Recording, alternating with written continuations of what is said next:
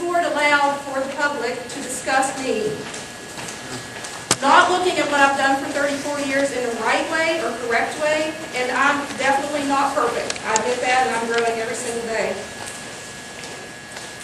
But what came out in the newspaper and on the radio were the comments from 2 or 3 people, and that's all that it seemed to matter of what I've done for the last 34 years. First 5 years as a substitute teacher, 27 years at Pocahontas County High School, and the last 2 years at this school. And at this school there are wonderful staff that care no more about students than anybody I've ever seen. What came out in that message to me that I was not a fair teacher inside my classroom, that my students are not learning. That is the most absurd comment I've ever heard, and you can see by the data. You can see by the students every day in the classroom, and I have begged people to come in and watch those kids in action because they are amazing. They are amazing. They're not being taught, they're not learning the way you learned or the way I learned, but they are learning, absolutely learning. And then further, that was quoted in the paper that I needed to retire. That may be true, but I'm not done. As long as I'm moving to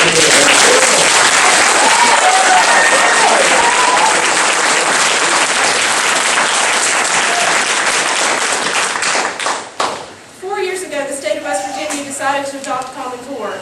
Not Pocahontas County decision, not Marlington Middle School decision, state of West Virginia decision. So I have some control over what I teach, but I'm expected to teach to those Common Core standards. West Virginia changed the name, their next generation, but I am required to teach to those standards. They are above and beyond anything that we've ever done, but we're not letting students hang out there on their own. We are devoting every waking hour that we have to bridge those gaps between what the standards used to be, what the standards are now. We knew there were going to be gaps, and there are.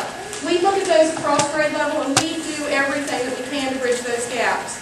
This program that we're using is different, like I said, than anything we've ever done.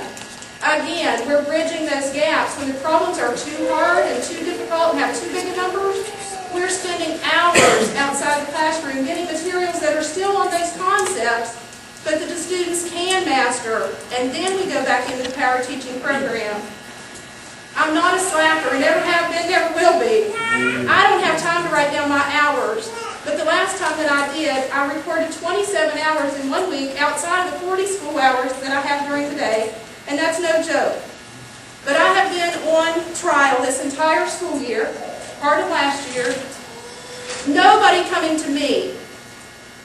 Not one single parent contacted me for the first 2 9 weeks when supposedly all these problems were going on, and like I said, I know it's not perfect.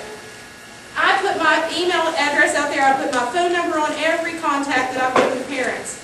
Not one person contacted me. I started having people send me things on Facebook. Instead of talking to me, things were absolutely horrible on Facebook.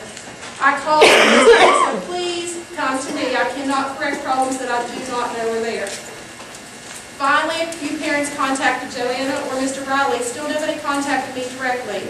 But again, we got communication going. We got parent meetings set up. Like Joanna said, 8 parents came. But we did listen. We listened to those, and we made all the adjustments that we could. Some things we cannot totally adjust, but we adjusted everything that we could. Not to work against these students, to try to help them in every way that we could. During the course of the year, one student filed a formal complaint with the State Department of Education against the math program. To back up, when West Virginia put this in place, it was necessary. We know change is tough, but do you know where West Virginia scored on the last round of national assessments in math as 12th graders? 50 out of 50. Change is necessary. It's difficult. It hurts.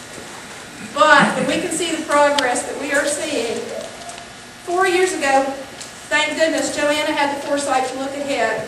She had done research. She went to the board office, and it took numerous times going to the board office to convince someone that we needed to start forward. Mr. Beam, thank goodness, accepted that, and to make a long story short, she was hired as our math coach. Joanna, and I say to her all the time, is not perfect. But she has students in Hookox County at her heart, as do we, and so we work out those problems and we do what's best for the kids. Whether or not parents believe that I'm doing that, I don't know, but I can assure you that I am. If those students would have walked into that Smarter Balanced assessment a couple weeks ago without us starting on this 4 years ago, I know they would have thrown their hands in the air. We weren't allowed to look at the problems on the exact test, but we had done practice tests, we had done sample problems, and they were not easy sample problems of adding 2 plus 2 or even fractions, decimals, any of that. All that's combined. Those kids sat and they worked for 2.5 hours, did not stop, did not throw their hands in the air, did not quit. Had we not started that 4 years ago, some schools started it this year, and I can't even imagine. I just am so thankful that our county had the foresight that we have worked on that for 4 years. And that group that Joanne is talking about scoring top in the state this year as 11th graders were the first group that we worked as a team in when they were in 9th grade. We've seen great progress, and they've now scored top in the state. Will that happen all the time? We don't know. But I keep assuring my kids, and I am so proud of them because they've not given up. They started this in 6th grade. I can imagine if they did 6th, 7th, 8th, 9th, 10th, and 11th before they have to take that compass test, what their scores could be if they don't give up. One of the practices we have to teach our students, besides all the Common Core, there are 8 math practices. One of them says to make sense of problems and persevere in solving them. And one word we dwelt on this year is to persevere. If you give up, throw your hands in the air, you're not going to make it. But every student, from our special ed students, we have 4 that have never been in a regular classroom until this year. They were self-contained until this year. They are doing the same program that the top level kids are doing, and they're sticking at it, and they're working hard. Those top level kids, bless their hearts, were not used to working as hard. Things come to them easier. The lower level are having to work at it harder. The top kids are not used to explaining what to do and how they're doing it. But we know down the road that's going to help them because that's what they're asking us to do and that's what we're seeing. So it has been tougher on some of the top level kids, but they're seeing the greatest growth. And some of these that are having the greatest growing pains, and I can't mention names at all, but out of those that have complained the most, one of the 2 had the greatest gains in 7th grade this year of everybody. She's increased 40% from the 2nd benchmark to the 3rd. The other person was 4th out of the whole 7th grade. So they are learning.